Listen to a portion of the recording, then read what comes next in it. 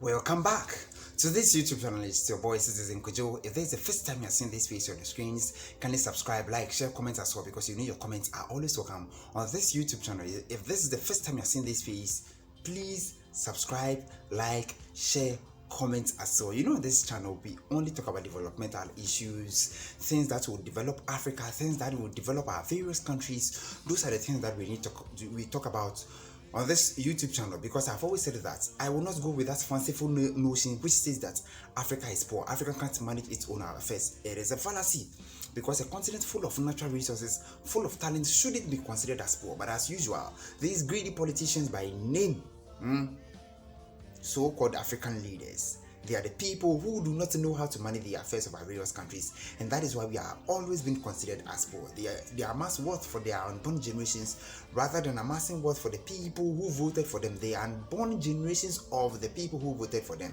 Instead of amassing wealth for them, they amass wealth for themselves alone and their unborn generations, and that is why Africa has always been considered as poor. You know, I've always said that I will doff my hat on any day for this particular African country, because they've changed that narrative about Africa. Leadership in this country have been able to change that perception, that narrative, that mentality that African can't do it. And which country am I talking about? I'm talking about the country which has been able to build affordable homes for low income citizens. I'm talking about the country with the cleanest city in Africa. I am talking about the country with, with a better standard of living for its people. And I'm talking about this country by name, Rwanda. This war-torn country, a country that nobody was even talking about way back, years ago.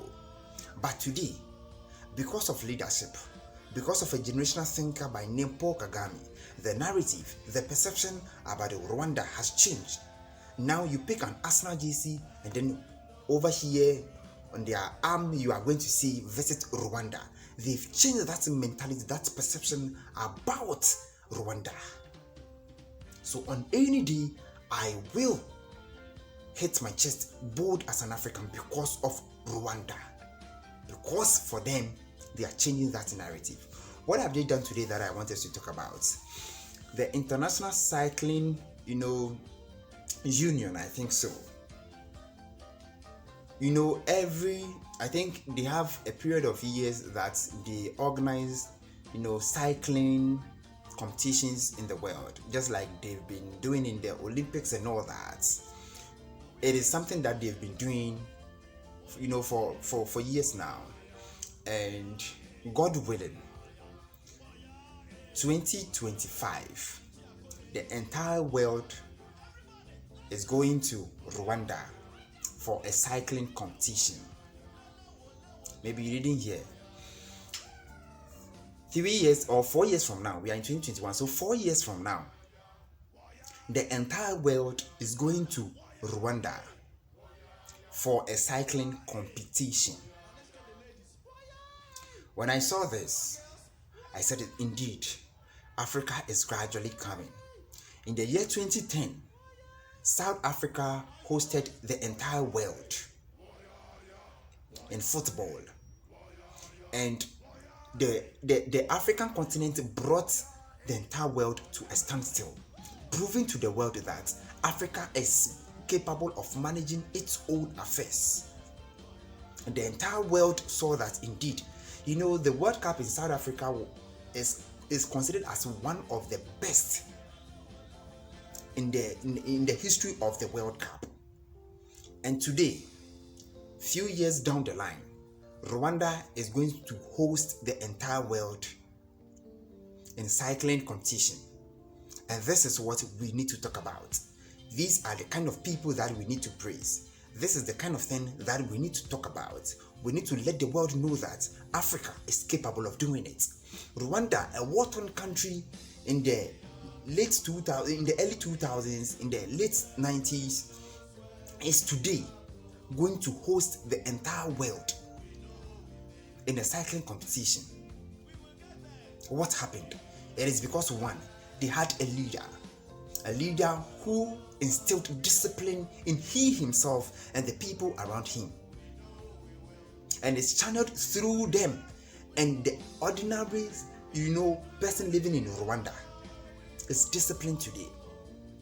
It is because they had a generational thinker, someone who was looking or who was planning for the unborn generations, for generations that were unborn, for the future. They had a generational thinker. And that is what African leaders need. Someone who is a leader who is very disciplined, who is determined to achieve something, not for the next election, but for the unborn generations. When I saw this, I was really happy. Really, really happy, because it doesn't often happen. It doesn't often happen that the entire world will come to a standstill or will come to a halt, all because Africa, something is going on in Africa. Rwanda, you are really doing well. Paul Kagame as a president has really achieved more than even expected of this man. I know indeed he is a lifetime president. He has been a president for a very long time. Yes, indeed. And it's because he has a developmental plan that he is following. And that is the difference between Paul Kagame and then the rest of the African continent. The rest of the African continent, most of the countries do not have a developmental plan. They don't have a system. They don't have a plan that they are following. They don't have any developmental plan. So you come as a politician, you do whatever you feel like doing, you go your way scot-free. But if we have a system, we have a developmental plan, you come, you spend your 4 years or 8 years, you are out of office, someone is coming back and the person is come to continue from where you left. And that's a developmental plan. So by now, Ghana should have been able to host the World Cup. Ghana should have been able to host the African Cup of Nations. Ghana should have been able to host, things that will bring the world to a standstill. But because we do not have a generational thinker, we just do not have leaders who are disciplined enough to discipline themselves, discipline people around them, channel it down to the ordinary Ghanaian. And that is why we are suffering today. The same applies to Nigeria. The same applies to other African countries who are struggling. Developmental plan is what we don't have. And since Paul Kagame and his people took it upon themselves to have a developmental plan, today they are reaping what they've sowed.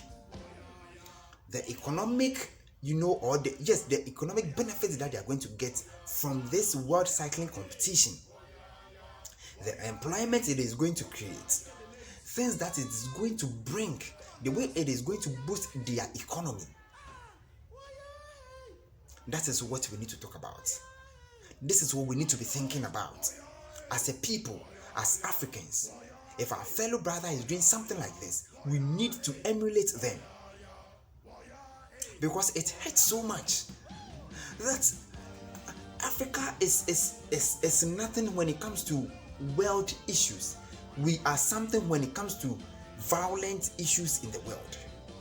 But when it comes to things that are going to benefit our economy, going to benefit the ordinary African, we are nowhere to be found. And so if Rwanda is doing this, we need to praise them. We need to acknowledge whatever they are doing. We need to salute them for their human service, because Paul Kagame and his people are changing the narrative about Africa. And this is what we need as a people. So I'm not surprised today. I said few years to come, Rwanda is going to host the African Cup of Nations. And few years to come, Rwanda, the next country that can be able to host a World Cup in Africa after South Africa, will be Rwanda. Mark my word. Because this is the country that has a multi-purpose, sports complex. They have everything in it. They are putting in effort to make sure that the ordinary person living in Rwanda is safe. The ordinary person living in Rwanda is happy. They are putting in measures, sports facilities, measures to make sure that everyone is involved in something. So the next country that will be able to host the World Cup, the African Cup of Nations, any world competition. Look, in Africa, it will be Rwanda. Maybe the Olympics itself, the only country that can be able to host it in few years to come in Africa will be Rwanda, because they have the facilities, because they have the measures in place, and that is the fact. And that is what we are missing as a people, as a people in Africa. That is what most of our heads of states are losing. They are just not thinking aloud. Sports, the revenue that we are going to get from sports alone can change the narrative, can change the economy, can boost the economy. But we pay no attention to it. Our natural resources, we just don't pay any attention to it. Our talents, we just do not pay any attention to it. And that is why we are still struggling. We will struggle until we start paying attention to our natural resources, adding value to our talents, giving people the exposure, putting measures in place to enable everyone do something for him or herself. That is the only time that Africa will change. So Rwanda, President Paul Kagame, you are doing the right thing. We support you.